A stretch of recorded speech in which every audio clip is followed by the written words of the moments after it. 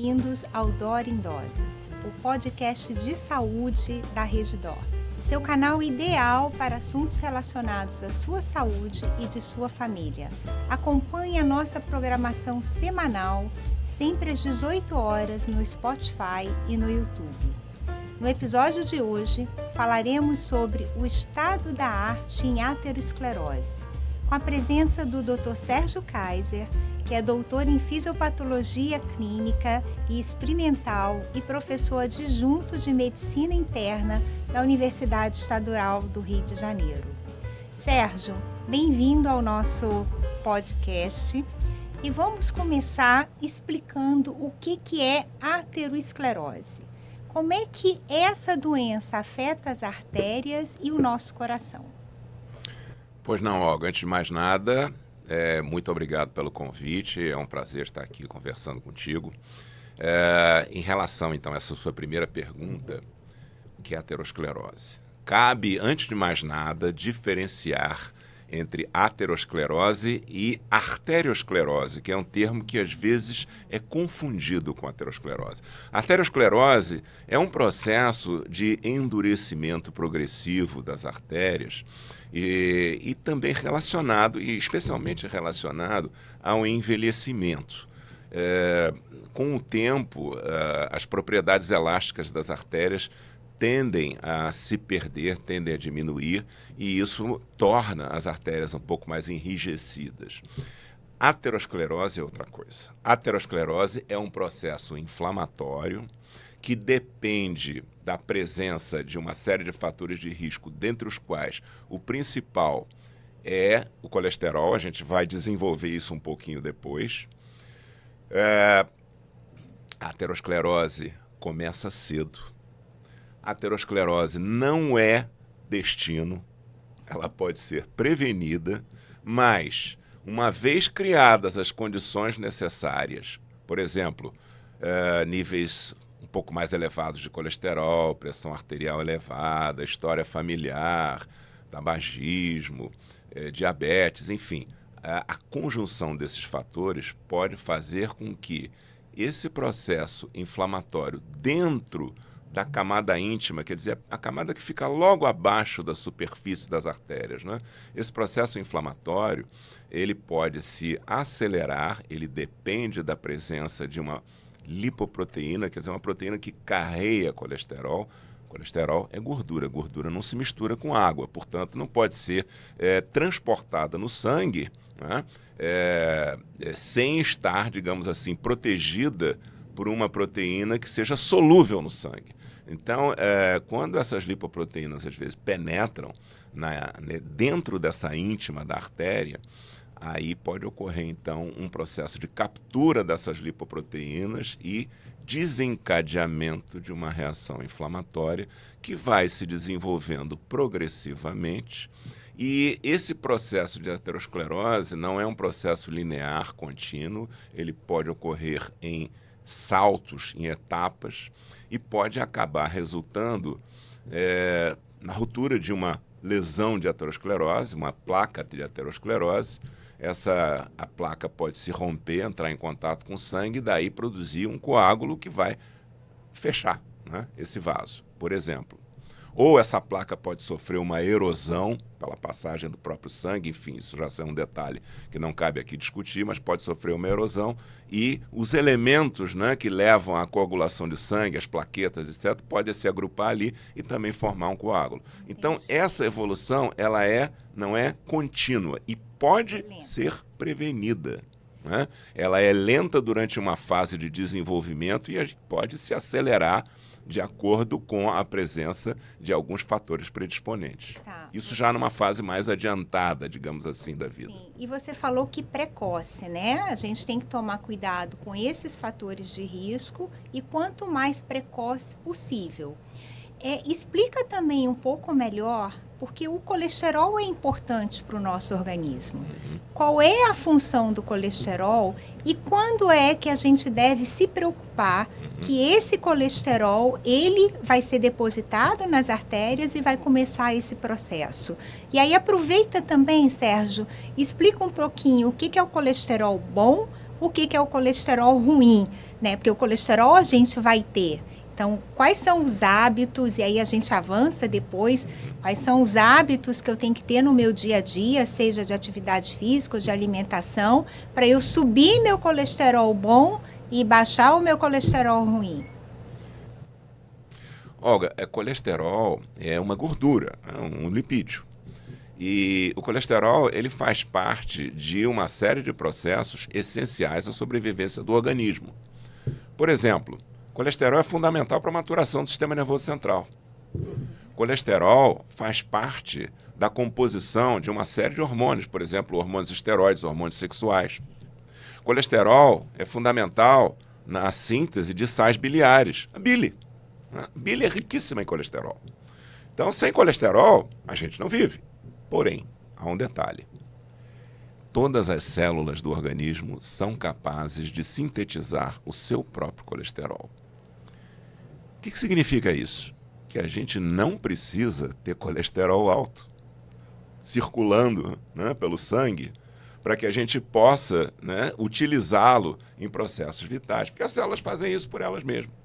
Então a gente pode sim ter níveis de colesterol baixos e, aliás, os nossos antepassados, coletores caçadores, que não tinham obesidade, né, que tinham um estilo de vida nada sedentário, que tinham que lutar pela sobrevivência no seu dia a dia, procurar comida.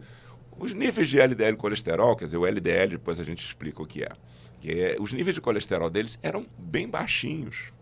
Quando uma criança nasce, o colesterol é bem baixinho também, e ele vai aumentando ao longo do tempo, mas, na verdade, alguns especialistas, né, alguns experts, dizem que até o nosso nível de colesterol ideal no sangue seria aquele das crianças. Só que, com o tempo, isso vai aumentando por uma série de razões e também muito ligada a hábitos de vida. Você me perguntou sobre colesterol bom e colesterol ruim. Qual a diferença e como que eu posso melhorar o meu bom e reduzir o meu ruim? Ok. Atualmente, essa definição de colesterol bom e ruim, ela até está caindo um pouco em desuso.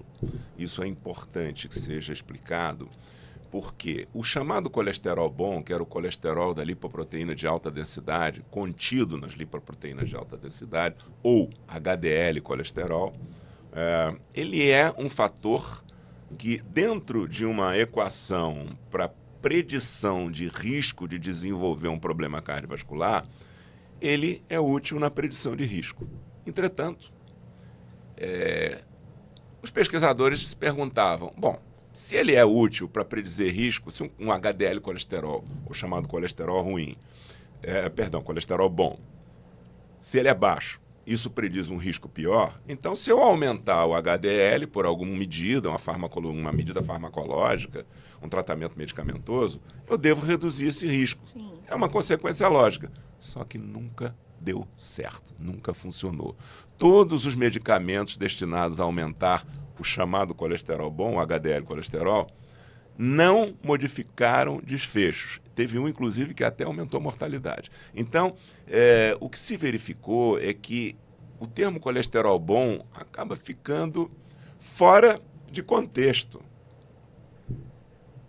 De modo que hoje a gente não tem comentado muito sobre a questão colesterol bom, colesterol ruim. Existe, sim, a necessidade de reduzir aquela fração do colesterol, que é a lipoproteína de baixa densidade, ou seja, é uma lipoproteína especial. Eu disse que o colesterol não se mistura com sangue, tem que ser carregado por uma lipoproteína solúvel no sangue. Então, essa lipoproteína de baixa densidade, ou chamada LDL, o colesterol dentro dela, esse colesterol é o colesterol que pode se depositar quando a lipoproteína entra no vaso. Então, era o que se chamava antes de colesterol ruim, é o colesterol da LDL. O que a gente pode fazer para melhorar o colesterol HDL, que eu não vou chamar mais de colesterol bom?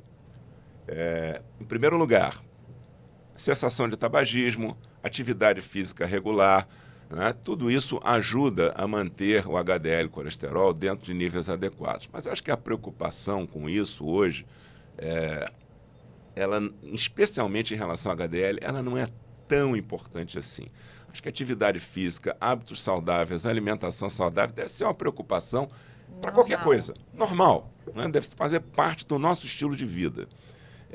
E, em consequência, a gente pode ter até um aumento do HDL colesterol, né?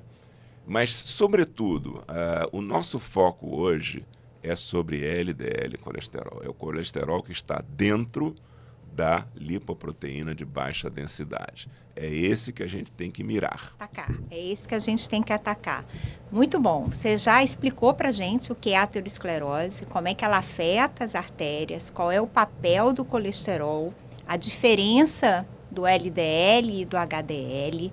Agora, em termos práticos, já que a aterosclerose é um processo que começa cedo, quando se recomenda a dosagem do colesterol? Para qualquer pessoa, acima de 15 anos, para quem tem história familiar?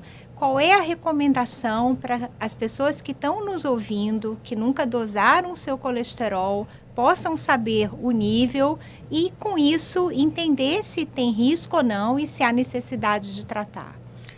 E você chamou a atenção para um fato muito importante, que é a questão da história familiar. Isso faz toda a diferença.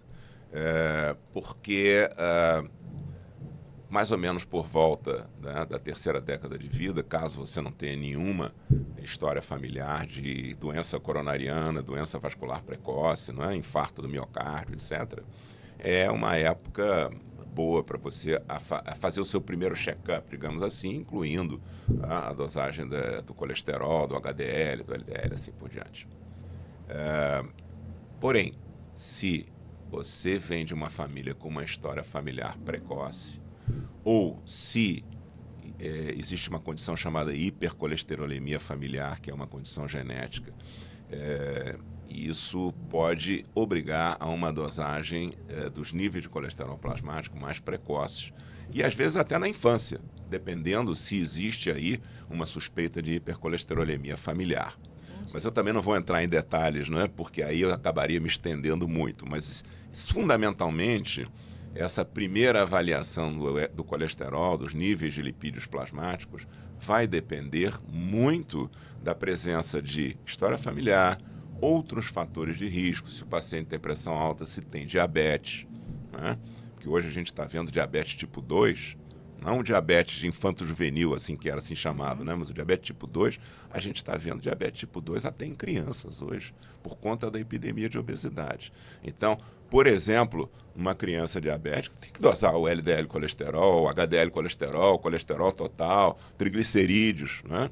Tem que ser feito. Perfeito. E uma vez identificado que esse colesterol está alto, como você colocou, o colesterol que a gente deve se preocupar, o LDL, qual é a primeira conduta? Você recomenda só dieta e essas mudanças de hábito, atividade física, ou já começar com uma medicação? E aí, da medicação, vou pedir para você comentar o que todo mundo fala que são as estatinas para o controle do colesterol. Ok. Eu vou me limitar a situações que não envolvam hipercolesterolemia familiar, porque nessas situações a gente tem que começar a medicação até da infância, né? Mas o início do tratamento medicamentoso, ele vai depender muito de uma série de fatores de risco cardiovascular. A Sociedade Brasileira de Cardiologia adotou um modelo de equação de cálculo de risco cardiovascular, né, que envolve a idade, envolve o sexo. A idade, aliás, é um grande determinante de risco, né? Quando a gente vai ficando mais velho, a gente vai se expondo mais ao risco de doença cardiovascular. E isso influi, inclusive, nesses cálculos, né, de risco de desenvolver uma doença cardíaca. Então, idade é um fator, sexo é outro fator. Sexo masculino, ele estaria ligado a um risco maior. A presença de pressão arterial elevada, a presença de tabagismo, a presença de diabetes, como eu já mencionei. Tudo isso é incorporado em equações que vão estimar o risco de desenvolver um infarto ou um acidente vascular cerebral nos 10 anos subsequentes.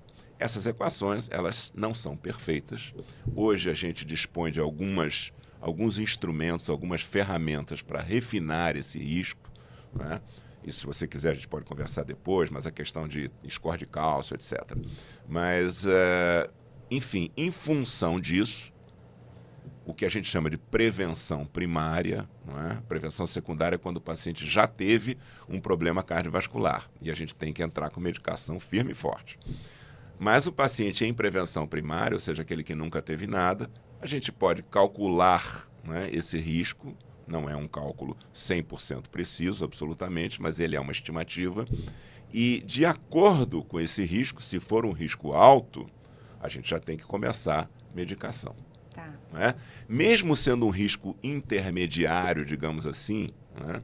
Não vamos entrar em números, que é para não confundir a audiência, mas mesmo sendo chamado risco intermediário, ou seja, em 10 anos ele tem, vamos dizer assim, em linguagem leiga, mais ou menos um certo risco de desenvolver uma doença, a gente pode, talvez, ter que entrar com medicação. Aliás, hoje já estão se desenvolvendo até, não é para agora, nesse momento, mas os chamados scores de risco poligênico, que são avaliações que envolvem risco genético e que poderão dizer, né, se o indivíduo, já desde o nascimento, ele estaria numa categoria mais propensa a ter risco cardiovascular. Isso é o futuro. Muito bom. Né? Isso é o Muito futuro. bom. Mas olha, independente disso, estilo de vida é determinante, independente da genética, tá? Senão a pessoa começa a acabar pensando assim, então se eu tiver um score de risco genético lá no futuro que seja de baixo risco, eu nunca vou desenvolver doença. Não. O meio ambiente é fundamental, independente do risco genético ser bom ou não. E aproveitando essa sua colocação, fala um pouquinho também do papel da dieta, né? Porque a gente vê pacientes que realmente seguem dieta, são pacientes que fazem atividade física, são magros e têm o colesterol alto. Então, eu queria que você explicasse qual o papel da dieta nesse tipo de paciente ou em geral, né? Que influencia só um pouco no nível do colesterol. Ok. Bom, dieta, para reduzir frações lipídicas, uma dieta pobre em carboidratos, pobre em gorduras saturadas, uma dieta onde o consumo de álcool ele é reduzido, quando muito moderado, pode influenciar muito bem na redução dos níveis de triglicerídeos séricos, né? Triglicerídeos tem lá o seu papel também na doença aterosclerótica. Mas, e o triglicerídeo responde muito bem, até porque está muito relacionado também à perda de peso. Mas para baixar colesterol, para baixar LDL colesterol, a dieta é limitada. O consumo de alimentos ricos em gorduras saturadas, ou seja, as gorduras de origem animal. Também. Fast food, aí já entramos na comida ultraprocessada também, que é outro problema, né? Inclusive para a pressão arterial. Mas são comidas, né, que tem muito sódio, né? Podem ajudar a aumentar a pressão arterial também. Porque o sódio é um bom conservante, né? É um bom conservante. Que esses alimentos industrializados, a gente pede que não se consuma, porque sobe a pressão, né? No tempo que não tinha geladeira, o que os antigos faziam? Salgavam a comida. Sal, né? claro. Então, a dieta pobre, né, digamos assim, em gorduras de origem animal, ela pode ajudar a conter um pouquinho, baixar um pouquinho o colesterol, mas para reduzir risco cardiovascular no indivíduo que tem colesterol alto ou de alto risco, a dieta não é suficiente. Muito bom, muito bom. Mas a gente deve evitar, então, alimentos industrializados, né? Esses fast food, principalmente, e procurar uma alimentação saudável. Alimentação saudável, rica em legumes, verduras, fruta, pouca carne vermelha, né? Mais carne branca, peixe, frango. Perfeito. Essa é a alimentação ideal. Isso. De vez em quando uma escapadinha, né? Uma escapadinha pode, né? Todo mundo pode se dar ao luxo, né? Mas o que você está definindo são alguns componentes essenciais da chamada dieta mediterrânea. Sim. Né?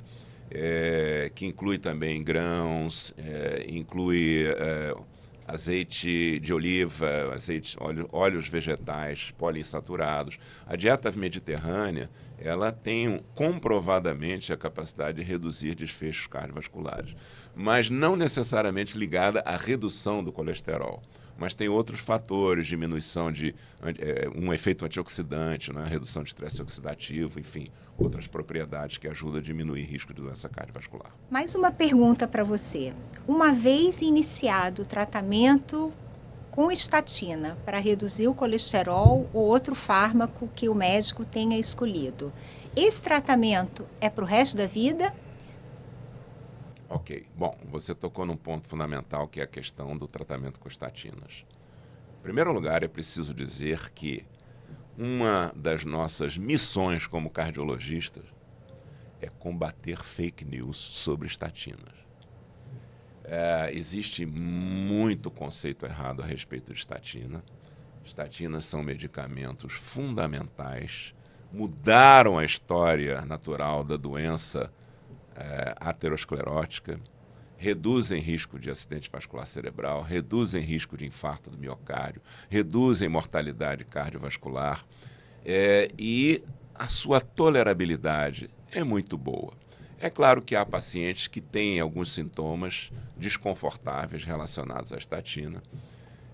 Trabalhos recentes, avaliando mais de 1 milhão de pacientes, indicam que a proporção aí de sintomas musculares relacionados à estatina é no máximo 9%. Pouco, né? 9% no máximo. E a gente tem estratégias também para tentar contornar essas dificuldades, testando outras estatinas, doses menores, naqueles que são verdadeiramente intolerantes. E olha, intolerância à estatina exige todo um protocolo diagnóstico, porque é muito fácil, o sujeito lê a bula, opa, dá sintoma muscular, e eu estou sentindo uma dor na perna, mas ele correu 3 horas aquele dia, claro que ele vai ter dor, né? A culpa é da estatina. A culpa é da estatina, né? Não, absolutamente. Então, é preciso ter muito critério na avaliação daquilo que se chama de intolerância. E sim, estatina, uma vez iniciado, é medicação de uso prolongado. Tá? Você, com isso, consegue deter, né, ou retardar acentuadamente esse processo de formação e agravamento da placa aterosclerótica. A precocidade do início da estatina já depende de outros fatores a se considerar. Muito bom. Eu queria, antes da gente encerrar, que você desse 3 dicas para os nossos ouvintes aqui de como se manter saudável, principalmente com esse foco no colesterol. Ok. Apesar de que, né, eu acho que hoje, diante dessa grande epidemia de obesidade, que atinge crianças, adolescentes, atinge especialmente, com rigor, países em desenvolvimento como o nosso, né, que é onde a gente tem uma expectativa de aumento na incidência de doenças cardiovasculares para os próximos anos. Eu acho que, fundamentalmente, manter peso adequado, manter atividade física regular são fundamentais para a prevenção de doenças. Ah, mas eu conheço um cara que corria na maratona e mesmo assim ele teve um infarto. Bom, aí são situações que constituem exceções à regra, não é a regra. De uma maneira geral, uma vida saudável e uma atividade física regular são benéficos para um monte de outras coisas, né? Para prevenir um monte de outros problemas, um monte de outras doenças, doenças articulares, cânceres, doenças cardiovasculares. Então, isso é fundamental. Alimentação, a gente já comentou, é uma outra dica que a gente pode usar. A gente pode dar aquela escorregadinha, não tem problema, mas sempre preferir uma alimentação saudável, como a gente já definiu. Outra coisa, sono. Sono você tocou num ponto tem importante. sido considerado um fator muito importante.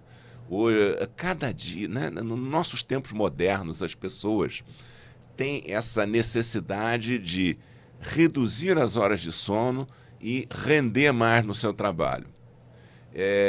Isso faz com que elas acabem dormindo 4, 5 horas por noite, o que absolutamente não é o tempo necessário de sono para que as nossas funções vitais ou as nossas células possam ser regeneradas. Então, sono é fundamental, 7, 8 horas por noite. Isso é uma outra dica que eu daria. Durma bem.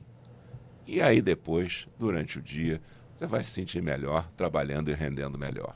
Muito obrigada, Sérgio, pelas suas dicas, suas orientações. Eu acho que foi excelente para os nossos ouvintes. Vamos finalizar por hoje, então, o nosso episódio de Dor em Doses, o podcast de saúde da Rede Dor. Esperamos ter colaborado nas dúvidas dos nossos ouvintes ou acrescentando informações valiosas aí para a prevenção e o cuidado do tratamento das doenças. Venham conosco novamente na próxima semana, às 18 horas. Acompanhe as redes sociais da Rede Dor e compartilhe esse conhecimento. Um abraço a todos, até em breve e muito obrigada, Sérgio. Eu que agradeço.